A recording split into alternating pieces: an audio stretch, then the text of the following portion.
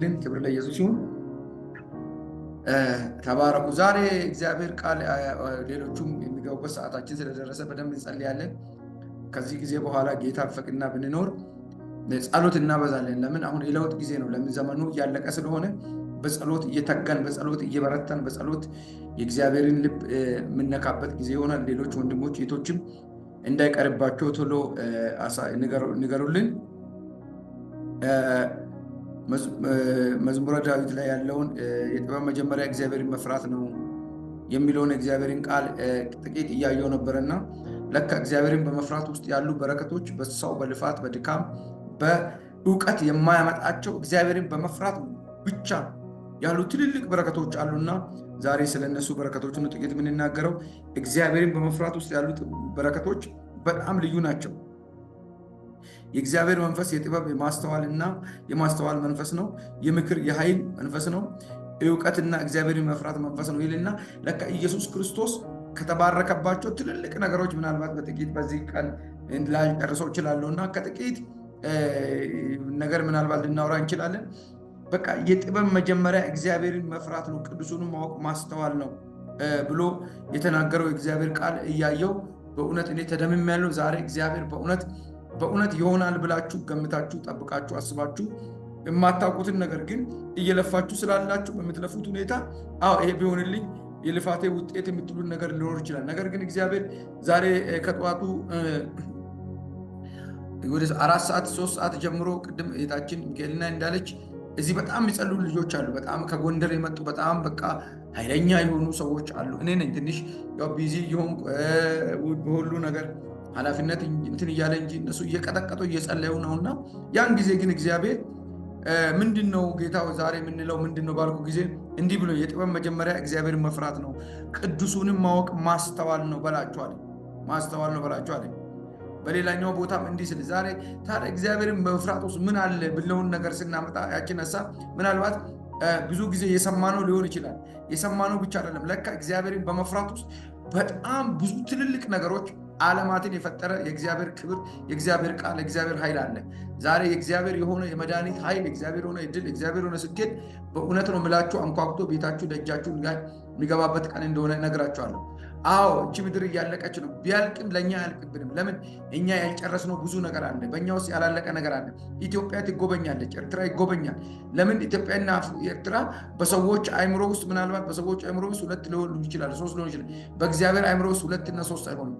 ስለዚህ እግዚአብሔር ኢትዮጵያንና ኤርትራን ሳይጎበኝ ኢትዮጵያ እጆቿን ወደ እግዚአብሔር አንስታ በጠላት እጅ የተያዘውን በረከት ሳትበላ የኢትዮጵያ ኢየሱስ ክርስቶስ እንደማይመጣ እርግጠኛ ሆኜ እነግራቸዋለሁ። በጣም እርግጠኛ ሆኜ እነግራቸዋለሁ። ለምን ኢትዮጵያ የምትጎበኝበት፣ ኢትዮጵያ የታድሷ ዘመን፣ ኢትዮጵያ የክብሯ የሞገሷ ዘመን ነው። የኢትዮጵያ ሞገስ ደግሞ አንቺና እኔ ነን። ምድርቱን አለም እግዚአብሔር እኛን ነው የሚባርከው። የምድርቱን ፍሬ ለእኛ ነው የሚሰጠን እግዚአብሔር። ስለዚህ የጥበብ መጀመሪያ እግዚአብሔርን መፍራት ነው፣ ቅዱሱን ማወቅ ማስተዋል ነው ስል ምን እያለ ነው? ጥበብ ማለት እውቀትን በአግባቡ የመጠቀም ችሎታ ማለት ነው። አንደኛ ጥበብ ማለት ጥበብን ወይም በውስጣችን ያለ የትኛውም ችሎታ በአግባቡ የመጠቀም ችሎታ ነው። ዛሬ እግዚአብሔር በሕይወታችን ይህንን ነው የሚያደርገው። ለሚመጡት ነገሮች ለእያንዳንዱ ነገር ቀድመን ነገሮቹ ከመሆኑ በፊት ቀድመን መልስ ሰጥተን ቀድመን ተቀብለን ቀድመን ነገሮችን አንድል የምናደርግበት ነገሮችን አልፈን ማየት የምንችልበት የእግዚአብሔር እይታ፣ ሰዎች በአንቺ የሚደነቁበት፣ ሰዎች በእኔ የሚደነቁበት፣ ሰዎች በእኛ የሚደነቁበት፣ ማን ረዳት፣ ማን አሳያት፣ ማን አየላት፣ እንዴት ይሄን ነገር አወቀች የሚለው ነገር ትንቢት ማለት ነው። ትንቢት ምናልባት በእኛ ዘመን ትንቢት አቅም አጥቶ ሊሆን ይችላል። በእኛ ዘመን ምናልባት ትንቢት ጉልበት አጥቶ ሊሆን ይችላል። ነገር ግን ትንቢት ማለት ነገንና ተነገ ወዲያን የሚመጡትን ዘመናት በእግዚአብሔር መንፈስ የሚሆነውን ከመሆኑ በፊት ቀድሞ ማየት ነው። ዘንድሮ በእኔና በእናንተ ሕይወት ላይ የሚሆነው ሊመጡ ያሉትን ነገሮች ከመምጣታቸው በፊት ቀድመን በማወቅ በመረዳት ኢኮኖሚካል፣ ስፒሪቹዋል፣ አካዳሚካል በነገሮች ሁሉ የምንቀድምበት ይሆናል። አሜን በሉ ለራሳችሁ። የምንቀድምበት አትቀደሙም። እንደ ትናንት አትቀደሙም። እንደ አምና አትቀደሙም። እንደ ካቻምና አትቀደሙም። እንደ ተመቻችሁ በቃ በምንም ሁኔታ አትቀደሙም። ይሄን ምላችሁ እኔ አይደለሁም፣ መንፈስ ቅዱስ ነው እያላችኋለሁ፣ መጽሐፍ ቅዱስ ነው እያላችኋለሁ። የጥበብ መጀመሪያ እግዚአብሔርን መፍራት ነው፣ ቅዱስን ማወቅ ማስተዋል ነው ካለ በኋላ የእውቀት መጨረሻ እግዚአብሔር ማወቅ ስለሆነ ሰው የሆነ ነገር እውቀት ባገኘ ልክ በዛ ላይ ስፔሻላይዝ እያደረገ ይሄዳል። በዛ ልክ ሰው እየተገለጠ ይሄዳል። በዛ ልክ እየተወደደ ይሄዳል። እየከበረ ይሄዳል። እንግዲህ ታዲያ የጥበብ መጀመሪያ እግዚአብሔርን መፍራት፣ በእግዚአብሔር መፍራት የጀመርነውን ነገር እግዚአብሔርን በማወቅ ስንጨርስ እየተፈራን፣ እየተከበርን፣ እየተደመጥን፣ እየተሰማን በምድር ላይ ባለው ሲቹዌሽን ሁሉ ላይ እኛ ከፍ ብለን የምንገለጥበት ዘመን ይሆናል ብዬ አስረግጬ እነግራችኋለሁ። ጌታ መንፈስ ቅዱስ ያለኝንም እነግራችሁ። ምናልባት እኔ ብዙም አሁንም ያለመድኩት ምን ነው፣ እዚህ ጋር ቁጭ ብሎ መናገር ለእኔ በጣም ምን ብዬ ልንገራችሁ፣ ለእኔ በጣም ትልቅ ከባድ ነገር ማለት እዚህ ቁጭ ብሎ መናገር ነው። እኔ ተሯሩጬ አጋንንት ወጥቶ ካንሰር ተፈውሶ ኤችአይቪ ተፈውሶ የሞተ ሰው ቅድሜታችን እንዳለች ሚካኤሊና ስንትና ስንት ሰዎችን አምጥቶ ቁጭ ብሎ ተኝቶ ያንን የለመድ ነው። ያንን ስለለመድን እንጂ እኔ በቃ የሆነ በቃ ወደ ማረካው ለዛ ነው። ግን ዘንድሮ በዚህም ሆነ በዚህ በእናንተ ህይወት ላይ የሚሆነው እንግዳ ነገር አስረግጬ ነግራችኋለሁ። አሁንም አስረግጬ ነግራችኋለሁ። እናንተ ቀብራችሁ ቁጭ ያላችሁትን ፋይል እግዚአብሔር ይፈታል። ቀብራችሁ እላዩ ላይ የተቀመጣችሁበት ጋር አቅምሽ እንደደከመ፣ ጉልበትሽ እንደደከመ፣ ኃይልሽ እንደደከመ፣ አንቺ ማድረግ እንደማትችል፣ አንተ ማድረግ እንደማትችል እግዚአብሔር ያውቃል። ለዚህ ነው አንዳች አትጨነቁ። ጠዋት ዛሬ አንድ ስብከት እየሰበኩ ነበር። አንድ ወንጌላዊ በጣም የሚጨነቅ አለ። ቤት ኪራይ አጥቶ ሲጨነቅ እንደሆነ ነገር እያለ አንድ ቀን ሳልፍለት አብረን ነው ወንጌል የጀመርነው ነው አረፈ። እኔ ሁሌ ነግረው ነበር፣ በቃ እግዚአብሔር ያመጣል፣ አይዞ አትጨነቅ ይለው ነበር። ግን አንድ ነገር አለ። በቃ አምና እየተጨነቅን ያጣናቸው ሰዎች አሉ። አምና እየተጨነቅን ያጣናቸው ሰዎች አሉ። አምና አይደለም ትናንት ያጣናቸው ሰዎች አሉ። ነገ ለመኖራችን ዋስትና የለንም። እኛ ግን ዋስትናችን የዘላለም አምላክ ነው። በአንዳች አንጨነቅ። ለዚህ ነው ቅዱስ ጳውሎስ እስር ቤት እያለ ለተፈቱ ሰዎች ሁሉ ጊዜ በጌታ ደስ በላቸዋል። ሁሉ ጊዜ እንዴት ነው ሰው የሰው ልጅ ሆኖ ሁሉ ጊዜ መደሰት ማለት እኮ እብደት እኮ ነው። አይቻልም እኮ። ነገር ግን ጌታ ያለ ሰው ሁሉ ጊዜ አይደለም ለዘላለም ደስተኛ እንዲሆን በክርስቶስ ኢየሱስ ተፈጥሯል። አንችልም። ለጠላት መግቢያ በሩ አንችልም ማለት ነው። ዛሬ በኢየሱስ ክርስቶስ የሚያስችል ጸጋና የሚያስችል መንፈስ የሚያስችል ክብር ወደ ቤትሽ ሰተት ብሎ ይገባል። እንደ እግዚአብሔር የሚወደን እዚህ ምድር ላይ የለም። እውነት ነው። ሰዎች የሚወዱን ልክ አለ፣ ሰዎች የሚያምኑን ልክ አለ፣ ደረጃ አለ። እንደ እግዚአብሔር ያለ ማንም የለም ወገኖች። እኛ እኮ ያልገባን አንድ ነገር ቢሆን እግዚአብሔር አንዳንድ ጊዜ ሩቅ ስለሚመስለን ነው። እግዚአብሔር እኮ በልባችን ውስጥ ነው። እግዚአብሔር እኮ ውስጠኛው ክፍላችን ያለ ነው። ውስጠኛ ሩቅ የሚሄድ ይመስለናል። አንዳንድ ጊዜ እናንተን ብቻ አይደለም፣ ስጋችን ደካማ ነው።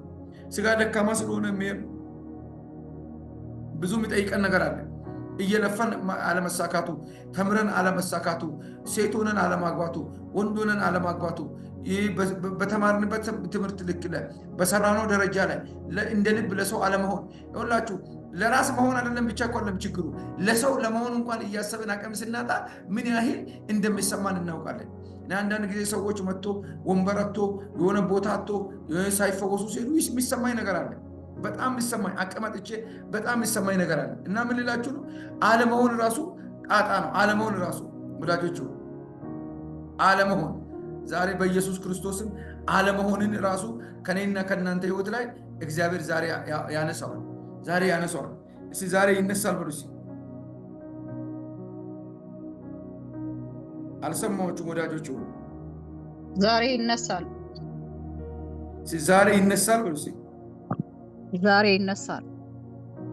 እግዚአብሔር ዛሬ ከህይወታችሁ ዛሬ ከነገራችሁ አንድ ነገርን ያነሳል። እግዚአብሔር በድንቅና በተአምራት ነገሮቻችንን ይቀይራል። ክብር ለኢየሱስ ይሁን። ዛሬ ይነሳል። ወዳጆች፣ አንዳንድ ጊዜ አለማድረግ ራሱ እኮ በሽታ እኮ ነው። አለማድረግ በቃ እግዚአብሔር ላድርግ እያላችሁ በቃ አንዳንዱ በእኛ ችግር የምናመጣውን እንተውና በቃ ጠላት ሰፍተን እንዳንሄድ፣ በስተን እንዳንሄድ፣ አገልግለን እንዳንኖር ለመጪ ትውልድ አንዳንድ ጊዜ ለብዙዎች አለመድረስ ራሱን የቻለ ጣጣ ነው። ዛሬ ግን ነግራችኋለሁ፣ በክርስቶስ ኢየሱስ በመንፈስ ቅዱስ ኃይል በኃይሉ ችሎት ማንኛውም የጠላት አጀንዳና ፕሮግራም ከኔና ከእናንተ ህይወት ላይ ስፍራ ይለቃል። ወዳጆች፣ አቅም ያሳጣን ብዙ ነገር አለ፣ እናውቃለን። አቅም፣ ጉልበት፣ ኃይል ያሳጣ ብዙ ነገር አለ። ያንገራግረናል። እኛ መጥፎ ሆነን አይደለም፣ ክፉ ሆነን አይደለም። ከአንዱ ዞር ብንል ከአንዱ ልንቆረስ ስንል ሚነካካን አለ። ነገር ግን እግዚአብሔር እንዲህ ብሏል፣ ሕዝቤ ሸክሙን እኔ ተሸክሜያለሁ። ለምንድን ነው ሕዝቤ የሚሰቃየው? ለምንድን ነው መከራ ውስጥ የሚገባው? ስለዚህ የጥበብ መጀመሪያ እግዚአብሔርን በመፍራት ውስጥ የሕዝቤ ኢንቨሎፖ አለ፣ የሕዝቤ ደብዳቤው አለ። እኔም በመፍራት ውስጥ ጥበብ አለ። ክርስቶስ እሱን በመፍራት የእሱን ሀሳብ በማድረግ በአንድም ነገር ኢቭን እስከ ሞት ድረስ ሳይጨነቅ እንደሄደ ሁላችሁም ታውቃላችሁ፣ ከኔ የበለጠ ትረዳላችሁ። ዛሬ ታዲያ እኔና እናንተ ይህን እንዳንሆን ያ ክፉ የወንድሞች ከሳሽ። በነገራችን ላይ የምትከሰሱ ሰዎች ስሙኝ፣ ውጊያ የሚበዛባችሁ ሰልፍ የሚበዛባችሁ ሰዎች ስሙኝ። ስለተመረጣችሁ ነው፣ ኃጢአተኞች ስለሆናችሁ አይደለም። ብዙ ሰው ችግሩን ሁሉ ጊዜ ከኃጢአት ጋር ከመከራ ጋር ያያይዛል። ኖ ኖ ኖ፣ እግዚአብሔር ማንንም በክፉ አይፈትንም። እግዚአብሔር በበረከት ውስጥ ስላሉ አይታችሁ እንደሆነ አንዳንድ ፈተናዎች ስታስ እግዚአብሔርን የሚፈራ ታማኝ ሰው ነው፣ እግዚአብሔር ነው የመሰከረለት። ግን ይህ ዲያብሎስ ክፉ ምቀኛ በእግዚአብሔር ፊት ከሰሰው፣ በእግዚአብሔር ፊት ከሰሰው። ኢያሱ ንጹህ ሰው ነው፣ እግዚአብሔርን ለዘመናት ያገለገለ ነው። ነገር ግን እድፋም ለብሷል ብሎ በእግዚአብሔር ፊት ከሰሰው። መጽሐፍ ቅዱስ ሲናገር ራእይ ላይ ሲናገር ምን ይላል? ራእይ 12 ላይ ሲናገር 12:9-8 አካባቢ ሲናገር ምን ይላል? የወንድሞች ከሳሽ የቀድሞ እባብ የአሁኑ ዘንዶ፣ የቀድሞ ሰይጣን የአሁኑ ዲያብሎስ፣ የወንድሞች ከሳሽ። አያችሁ፣ የወንድሞች ከሳሽ ስለሆነ ነው የሚከሰን እንጂ እኛ ኩነኔ ላይኖርብን በክርስቶስ ኢየሱስ በዚህ ዘመን ለዘላለም የተመረጥን ምርጥ ዘር ነን፣ ከማይጠፋ ዘር። ስለዚህ እኛም ማግኘት የሚችለው በዘር በኩል አይደለም፣ በእግዚአብሔር በኩል አይደለም፣ በስጋችን በኩል ስለሚያገኝ ይህንን ጥበብ፣ ይህንን እውቀት፣ ይህንን ክብር እንዳናገኝ የሚያስተጓጉል አለ። ዛሬ ግን ነግራችኋለሁ፣ የሚያስጨንቀንን ሁሉ በእጁ ላይ እንጥላለን። የእኛም መከራ እሱ ወስዷል። የእሱን ታሪክ፣ የእሱን ክብር፣ የእሱን ሞገስ እኛ ለብሰናል። ሞገስ የለበሳችሁ ዛሬ ብዙ አንድም አልኳችሁ፣ ረዥም እንጸልያለን። ዘንድሮ ከክብራችን ጋር ፊት ለፊት እንገናኛለን፣ እንጨባበጣለን። አይደለም ለእኛ ቤተክርስቲያን፣ ለኢትዮጵያ ቤተክርስቲያን፣ አልፎም ለኤርትራ ቤተክርስቲያን፣ አልፎም ለአፍሪካ የሚሆን ከዚህ ጉባኤ ውስጥ ይወጣል። እግዚአብሔር ይረዳናል። አይዟችሁ፣ እግዚአብሔር ይረዳናል። አቅም ያሳጣ ብዙ ነገር አለ። እኛ እኮ የሆነ ነገሮችን አንድ ጨክነን አንድኛውን ማውጣት ስላልቻልን እኮ ነው። አንድኛውን ብናወጣ አንድኛውን አቅም ቢያገኝ ሌላውን እናደርጋለን። ለሁሉም እኮ ስለምንቆራረስ እኮ ነው። ለሁሉም እኮ ስለምንደርስ ነው። ማደግ ያለበት የቱ ነው? መብዛት ያለበት የቱ ነው? መስፋት ያለበት የቱ ነው? መከናወን ያለበት የቱ ነው? መገለጥ ያለበት የቱ ነው የሚለውን ካገኘን ታውቃላችሁ፣ እሱ ነገር ከተገኘ ነገራችን ይወጣል። ዘንድሮ ተጋግዘን አንዷን ሴት እናወጣለን፣ አንዱን ሰው እናወጣለን፣ አንዱን ስራ እናወጣለን። አቅማችን በኢየሱስ ክርስቶስ ስም ከክርስቶስ ጋር በጣም ከባድና በጣም ኮንክሪት የሆነ መሰረት የሆነ እግዚአብሔር ይረዳናል። ለዚህ ምንድነው በመነሻው ካላችሁ የጥበብ መጀመሪያ እግዚአብሔርን መፍራት ነው። የጥበብ እግዚአብሔርን የሚፈራ ጠግቦ ይኖራል። እግዚአብሔርን የሚፈራ ዘሩ ምድርን ይወርሳል። እግዚአብሔርን የሚፈራ ክፉ አያገኘውም።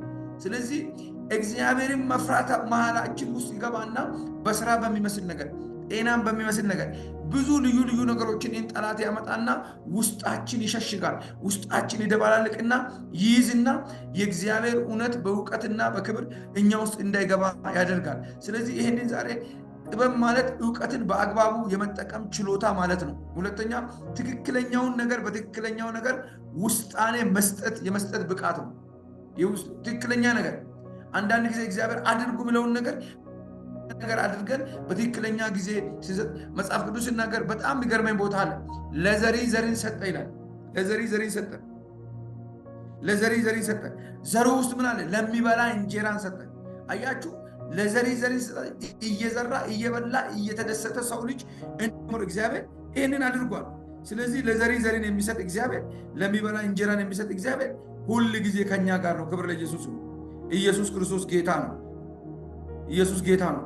ወዳጆች፣ እግዚአብሔር በሕይወታችን አዲስና እንግዳን ነገር ሲያደርግ ለምን እንደሚያደርግ ታውቃላችሁ? እግዚአብሔር በታላቅ ኃይል ለሚሰጠው ክብር ይህንን ያደርጋል። ክብር ለመንፈስ ቅዱስ ይሁን። የጌታ ስም ብሩክ ይሁን። ለዘሪ ዘሪን ለሚበላ እንጀራ። አያችሁ፣ ዘር ውስጥ እንጀራ አለ። እንጀራ ውስጥ ዘር ውስጥ ነው ያለው እንጂ እንጀራው ዘር የለም። ዘር ውስጥ ግን እንጀራ አለ።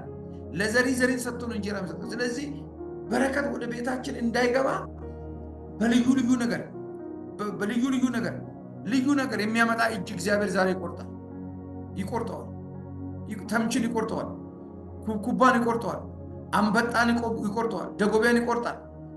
ነገ ሰኞ ሳምንት የሚመጣው ሰኞ ሳምንት ቄስ ቶሎሳ እዚህ ነበሩና በጣም በሚገርም በትልቅ እድሜያቸው እያስተማሩ እሳቸው የተባረኩበትን ብዙ ነገሮችን እየነገሩ ነበር። በቃ ማይመስል ነገር ምናልባት ቢጠቅማችሁ አንዱን ብቻ ልንገራችሁ። አሁን እሳቸው ያስተማሩትን ብዙውን ልተውና እኔ ፒኤችዲን የሰራው ጊዜ አእምሮን እንደ ጳውሎስ ቢታረግም ልቤን ግን እንደ ኬጂ ትምህርት ቤት ፊደልን ጓጉቼ እንደሚቀበል ቀን አድርግልኝ ለምህረትም ለይቅርታም ብዬ ነበረ። ለዚህ ነው ይህንን ዘመን በትህትናና እንደዚህ አይነት በእግዚአብሔር በመፍራት እንዲኖር ያለሁት አሉ። ወዳጆች ሆይ እግዚአብሔር ለእኔና ለእናንተ ያሰበው ትክክለኛ ትልቁ አምላክ ያሰበው ትልቅ ነገር ነው። አዎ የተበለጥን የተቀደምን የተዘጋብን የመሰለ እንዳይመስል ነገ እግዚአብሔር በሰዓቱ ሲመጣ በልተሽም አትጨርሽም፣ አውርተሽም አትጨርሽም። በቃ አንሱልኝ ይህን ነገር እስከምንል ድረስ እግዚአብሔር ይባርካል። በቃኝ እስከምንል። ለምን ኢትዮጵያን ኤርትራን ስሙን፣ እኛ ሳንባረክ ኢየሱስ አይመጣም። ኢየሱስ የኢትዮጵያን ምድር ሳይጎበኝ፣ ኢየሱስ የኢትዮጵያን ምድር ሳይባርክ፣ ለምን የዘንዶ ራስ ተቀጥቅጦ ኢትዮጵያ ሕዝብ ምግቡን ሳይበላ ማንም ብሎ ተነስቶ ስላለ እግዚአብሔር እንዳይመጣ የሚመጣ እንዳይመስል በደንብ ስማኝ። ማንም ምንም ለምን ከሰማይ መጥቻለሁ የሚለን እግዚአብሔር ከሰማይ ከመጣው ኢየሱስ እንኳን ቃሉን አብልጦ ቃሉን ነው የሰራው። ቃሉ ራሱ ነው እግዚአብሔር። ለዚህ ነው ቃሌ ከምታልፍ ሰማይና ምድር ቢያልፍ ይቀላል። እንደውም አሞጽ ጋር ሁሌ የሚገርመኝ ቃል አለ።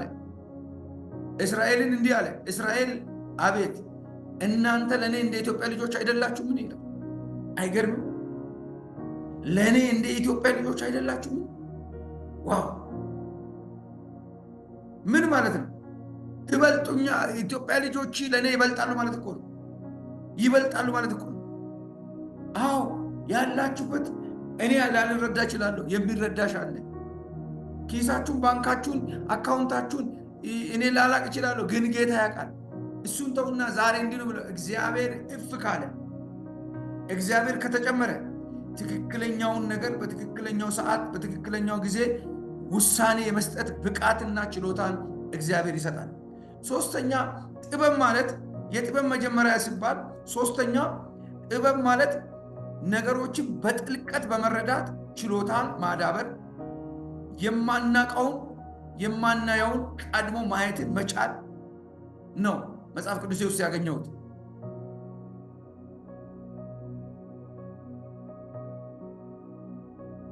ስለዚህ እንዲህ ይላል፣ የጥበብ መጀመሪያ እግዚአብሔር መፍራት ነው።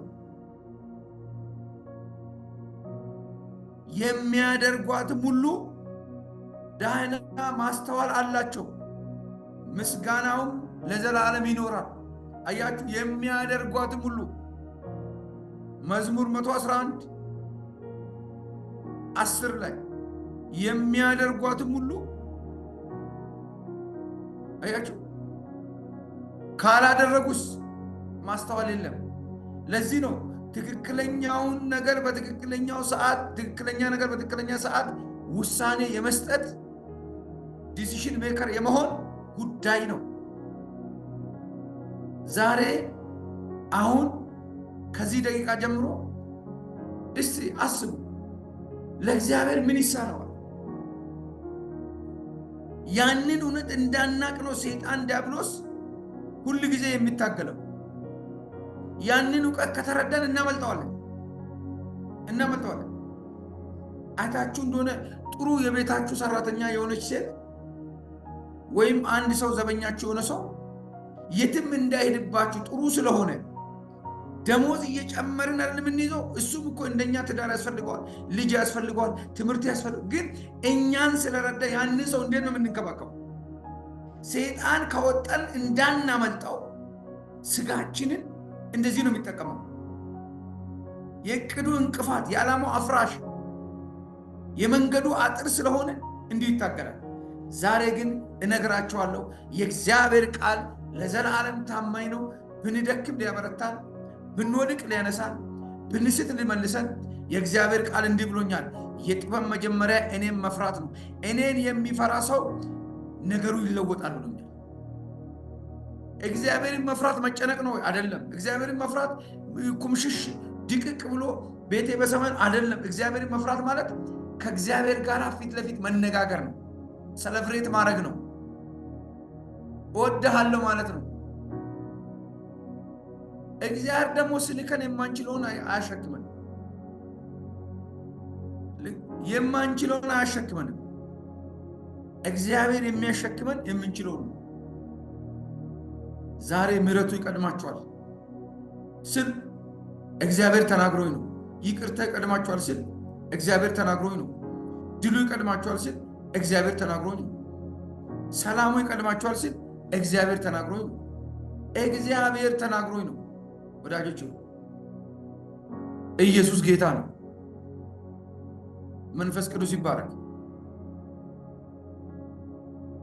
የእግዚአብሔር የማዳን ጉልበት ይቀድማቸዋል ስል እግዚአብሔር ተናግሮኝ ነው። እግዚአብሔር ተናግሮኝ ነው። ይሰማል አይደለ ወዳጆች? ስለዚህ እግዚአብሔር የጥበብ መጀመሪያ እግዚአብሔርን መፍራት ነው።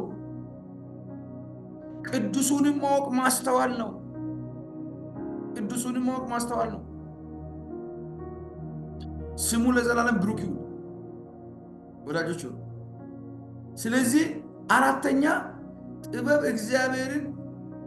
የእግዚአብሔርን በማወቅ ሐሳቡን በመረዳት የሰውንም ፈቃድ በመገለጥ ማየት ነው።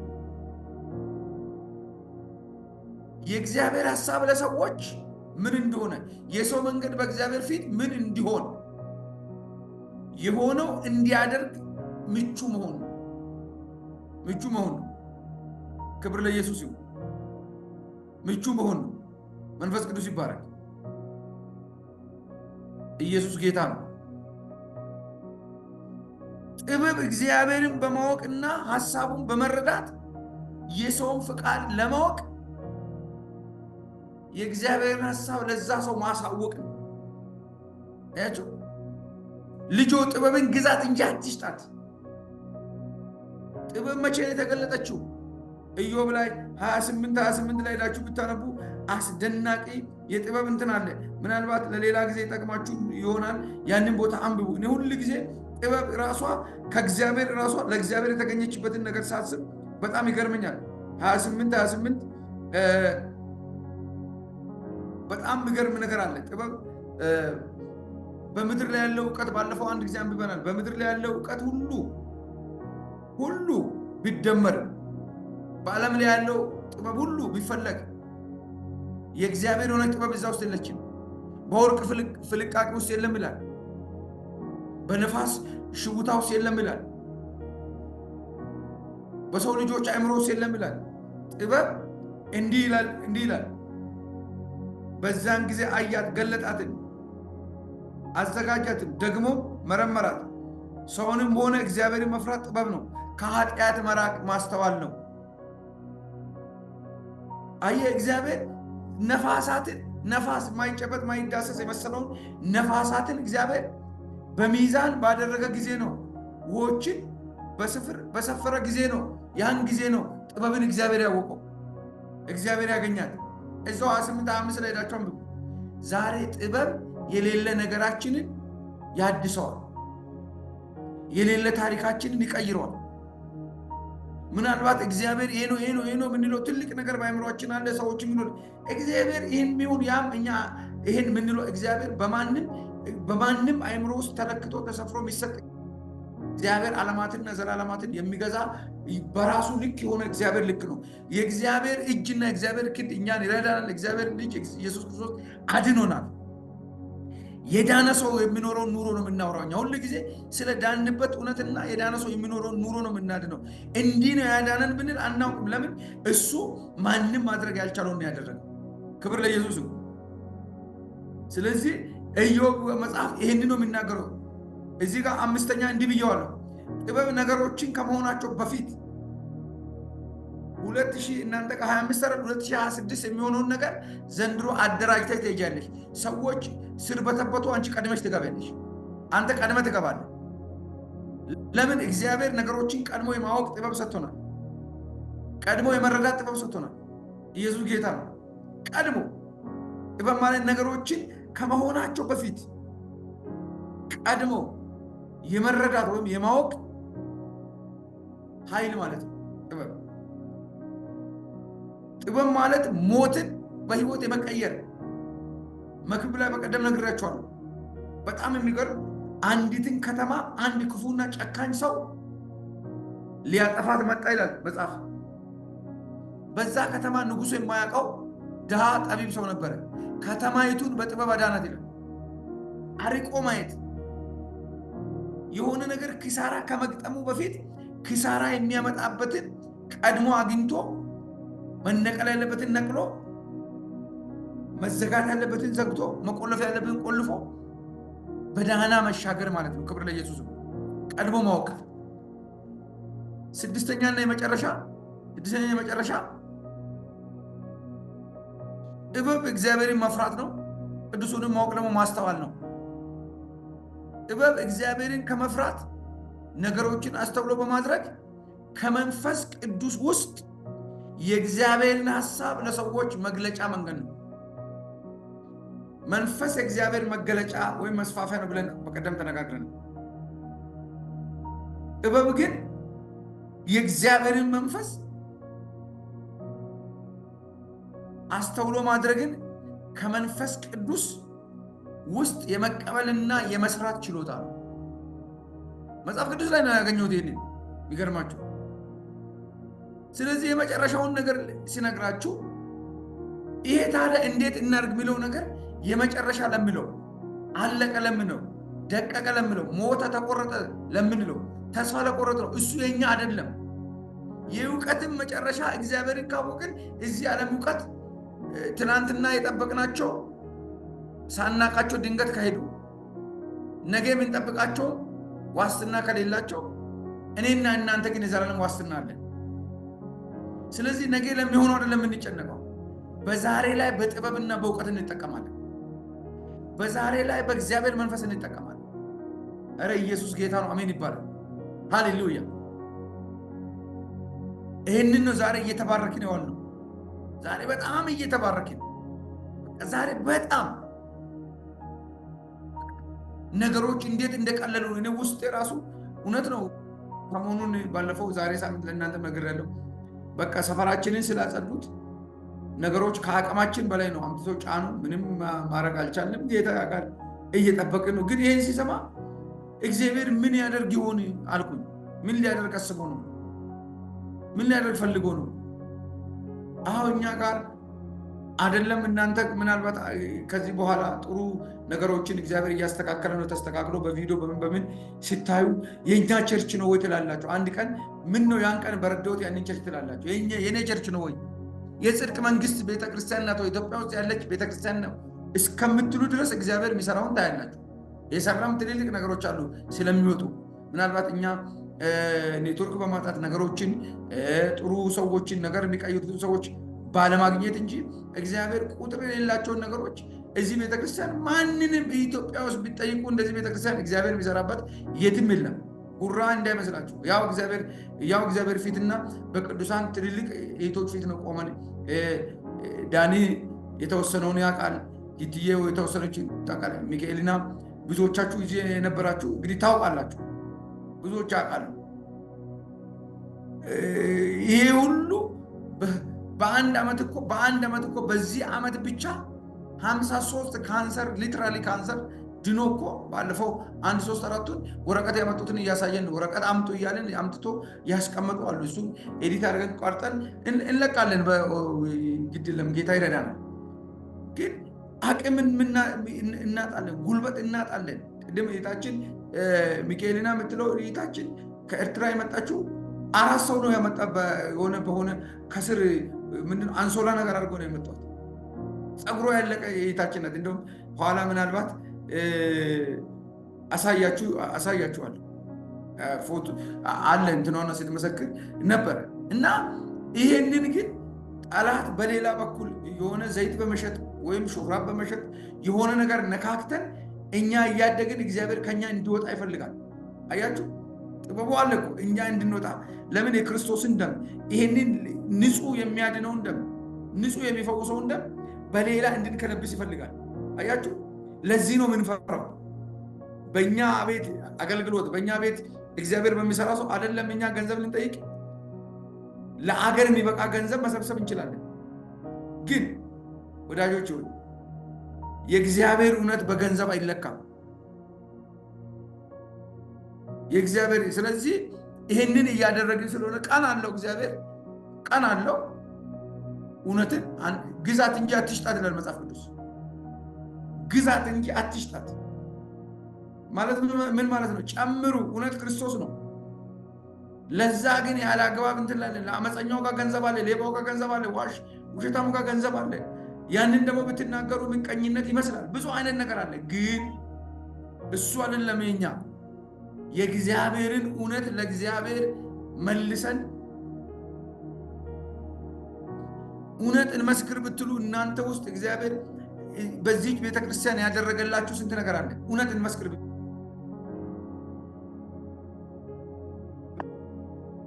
በእርግጥኛ ያረካነው ቅድም እንደነገርኳችሁ አግኝቻችሁ እጄን ጭኜ ሰዎች ሁሉ እንደሚለቀቁ ኢኮኖሚካል እንደሚባረኩ ያ ቢሆን ደስ ይለኛል። እዚህም ግን ሆኖም የጠየቅነውን ጥያቄ እግዚአብሔር እየመለሰ ሞትን በህይወት እየቀየረ የተዘጋውን እየከፈተ ስንት ሰው ነው እዚህ 3-4 ሰው እኮ እዚህ ፕላትፎርም ላይ ጎልደዋል። 5-6-10 ሰው እኮ ተባርቀዋል። 20-30 ሰው እኮ ስራ አግኝቷል። ብዙ ብቻ አለ አይደለ እንዴ?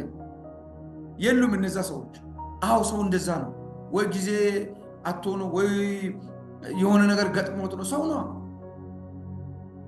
የታሉ በየጊዜ ሲመሰክሩ የነበሩ ሰዎች? አያችሁ፣ እግዚአብሔር ሁል ጊዜ በታማኝነት የሚያስቀጥል ታማኝ አምላክ ነው። የጥበብ ጌታ ነው። የምሕረት ጌታ ነው። ስለዚህ ነው ጥበብ ማለት አስተውሎት ማለት ነው። አስተውሎ የማድረግ እግዚአብሔር በሚቀጥለው 2026 ላይ በእናንተ ላይ እግዚአብሔር እንዲያደርጋል የማትጠብቁትን ተአምራዊ መለኮታዊ አሰራር ያደርጋል። ያንን እናንተ መልመድ መጀመር አለባችሁ። ሰው ያላየውን እግዚአብሔር እንዴት ይባርካል? ከመጣ በኋላ ምን ይለኛል? እግዚአብሔር ከመጣ በኋላ አይደለም የሚባርከው። ኢየሱስን ለማምጣት እኮ ረጅም ዓመት እኮ 5000 ዘመን ፈጅቷል። አያችሁ፣ የተዘጋጀ ነው። በአእምሮ ስንዘጋጅ፣ በአካል ስንዘጋጅ፣ ምናልባት ሴኩላር ዓለሙን እነ ፕሮፌሰር ይረዱኛል። ሁሉ ነገር አካላዊ ብቃት ይፈልጋል፣ አእምሮዊ፣ ስነ ልቦናዊ ብዙ ብቃት። ይሄ ደግሞ ሰውን አሳልፎ ስለሚሰጠን ህይወታችን እንዳይበላሽ እግዚአብሔር እነዚህን ሁሉ ነገሮች እንድንዘጋጅ ይፈልጋል። መንፈስ ቅዱስ በሁሉ እንድንዘጋጅ አሁን 2026 ላይ መዘጋጀት አለባችሁ። ለመዘርጋት ኢኮኖሚያዊ ለመቆጣጠር ኢቭን እኮ ምድር ላይ ያሉ ሰዎች እኔ አንድ ማን ነው የሚባል ዳዊት ድርሱሎ ምናምን የሚባል ሰው ያለ ዝም ብሎ አየር እኮ እንዲሆናል ብሎ ብር አግኝተናል ብሎ የሚመጡ ልጆች አሉ። ሰው መልካም ሲያስብ ውሎ መልካም ይሆናል፣ ውሎ ደህና ይሆናል። በቃ እኔና እናንተ መልካም ስላሰብን አይደለም፣ መልካም ራሱ መፍጠር እንችላለን። መልካሙ ፈጣሪ በውስጣችን አለ። ራሱ ፈጣሪ ክሬተሩ እኛ ውስጥ አለ። እነሱ እኮ በእኛ ጮራ ነው የሚኖሩት፣ ከኛ በሚፈነጥቀው ብርሃን ነው። ለምን? እናንተ የምድር ጨው ናችሁ። እያሞገስኳችሁ አይደለም፣ ልካችሁን ትክክለኛ ልካችሁን እየነገርኳችሁ፣ ልካችንን እየነገርኳችሁ። እናንተ የምድር ጨው ናችሁ። እናንተ ከሌላችሁ፣ እኛ ከሌለን ምድር አልጫ ናት፣ አጣፍጠን ምንም ልትሆን አትችልም። ምንም ሰይጣን ይፈነጫል፣ ይገድላል፣ ያጠፋል። አንቺ በመኖርሽ የተቸገረ ሰይጣን አንቺን ያስቸግራል። አንተ በመኖር የተቸገረ ሰይጣን አንተን ያስቸግራል። ይሄ ያለ ነገር ነው። እናንተ የዓለም ብርሃን ናችሁ። ለምን? በጨለማ ለምርመሰመስ ትውልድ እኔና እናንተ ብርሃን ነን። ሚሊዮን ኖሯቸው ሊታነቁ ገመድ የሚመጡ ሰዎች እኮ አንቺን ሲያገኙ ምንም ሳይኖራት ትኖር የለ እንደሚብለው ደንግጦ እያየሽ እድሜሽ ይቀጥላል። የእሱ አምላክ ብሎ እድሜ ይቀጥላል። እኔ ስንት ሰው ጌታን ተቀብሏል መሰላችሁ? ስንት ሰው እነዚህ ምንም የሌላቸው ጴንጤዎች በሰላም ይኖሩ የለ እስቲ እንደነሱ አልሆንም ብሎ አሁን ፓስተር የሆኑ 3-4 ሰዎች አሉ። በእኔ እድሜ እንኳን በእኔ ዘመን ማሙሽ ይኖር የለም እንዲህ ብሎ እኔ ጠልቶ መጥቶ ተለውጧል። ዘንድሮ እግዚአብሔር በሚያስቀና ክብርና በሚያስቀና ሞገስ ያገኛቸዋል። ኢየሱስ ጌታ ነው፣ ያገኛቸዋል። ስለዚህ ጥበብ እግዚአብሔርን ከመፍራትና ነገሮችን አስተውሎ ለማድረግ ከመንፈስ ቅዱስ የሚሰጥ ችሎታ ነው። ስድስተኛው 6 ነጥቦችን ተነጋግረናል። ጥበብ እግዚአብሔርን ከመፍራት የሚመነጭ ነገሮችን አስተውሎ ለማድረግ ከመንፈስ ቅዱስ የሚሰጥ ስጦታ ነው። ለምሳሌ ጸጋ፣ ሰዎችን ሁሉ የሚያድን እግዚአብሔር ጸጋ ተገለጠ ማለት ሰዎች ሁሉ እንዲድኑ በጸጋው እግዚአብሔር እንዲሁ በነፃ ለኛ ነፃ ነው እንጂ ጸጋውን ለማምጣት ግን ክርስቶስ ሞቶ ክርስቶስ ተገርፎ ቆስሎ ደምቶ ያመጣልን ነው። ያ ግን እኛ ጋር ሲመጣ ሲሰጠን እንጂ ነፃ ሲመጣ ነፃ አይደለም። ኢየሱስን ወይም ወልደ እግዚአብሔርን ነፍስ ፈልጓል። ስለዚህ ይሄኛው ጥበብ ደግሞ ሌላኛው የትኛውም ዕውቀት በምርምር ይገኛል፣ በመማር ይገኛል። ጥበብ ግን ከላይ ከእግዚአብሔር ነው የሚሰጠው። ብዙዎቻችሁ እንደምታውቁ ሳሙኤል ላይ ሄዳችሁ ብታነቡ ጠቢቡ ሰለሞን የሚባለው እግዚአብሔር ይህንን ሕዝብ የሚያስተዳድርበትን ጥበብ ስጠኝ አለ። የመጨረሻ ሐሳቤን ስሙ። ጥበብ ስጠኝ ሲል እግዚአብሔር ጥበብ ሰጠው። ጥበቡ ምንድን ነው ያደረጋ ካላችሁ ዕውቀት አይደለም የሰጠው። ጥበብ ስለሰጠው ዕውቀት ቢሆን ወይ አትግደል ወይ ግደሉ ብሎ ፍርድ ነው የሚፈርደው። ጥበብ ግን ፍርድን በጥበብ እንዲፈርድ አደረገ። የሚሞተውን ሕፃን ያለ አግባብ እንዳይሞት፣ የእሷ የሆነውን ሕፃን በእውቀት እንዳትቀበል በመንፈስ መረዳት ጥበብ ተቀበለ። ሲሞክር እውነተኛ ለቅሶ ስታለቅስ፣ ውሸተኛዋ ደግሞ ይቆረጥ ስትል ጥበብ አያችሁ ማስተዋል ሰጠው። ለዚህ ነው ልጅ ሆይ ጠቢቡን ይላል መጽሐፍ ቅዱስ። ቀላል ሲምፕል የሚመስል ነው፣ ግን ነገራችንን ከስር የሚለውጥ ኢየሱስ ጌታ ነው። ከስር መሰረቱ ዛሬ በኢየሱስ ይለወጣል። ኢየሱስ ጌታ ነው። ስለዚህ አንደኛ ጥበብ ማለት ምንድን ነው? ከልሰነው እንጨርሳለን፣ ወደ ጸሎት እንገባለን፣ እንደበቀደም ወደ ምን ጸልያለን። ጌታ ይረዳናል። አንደኛ ጥበብ መጀመሪያ እግዚአብሔርን መፍራት ከሆነ በምን ይጀምራል? ጥበብ ማለት አንደኛ ጥበብ ማለት ዕውቀትን በአግባቡ መጠቀም የምንችልበት ችሎታ ማለት ነው። ሁለተኛ በትክክለኛው ሰዓት ትክክለኛውን ውሳኔ ለመስጠት የሚያደፋፍር ብቃት ማለት ነው። ሶስተኛ ጥበብ በጥልቀት የመረዳትን ችሎታ በማዳበር ነገሮችን መርምረን ለመፍረድ የምንችልበት ብቃት ነው። አራተኛ ጥበብ እግዚአብሔርን ከማወቅ ሐሳቡን ከመረዳት የሰውን ፈቃድ ትክክለኛ ምላሽ የምንሰጥበት ጥበብ ነው። የእግዚአብሔር ጥበብ ራሱ ኢየሱስ ነው። አምስተኛ ጥበብ ነገሮችን ከመሆናቸው በፊት ቀድሞ የመረዳትና የማወቅ ካወቅን በኋላ መልስን ለመስጠት የምንወስነው የውሳኔ ችሎታ ሰጪ ነው።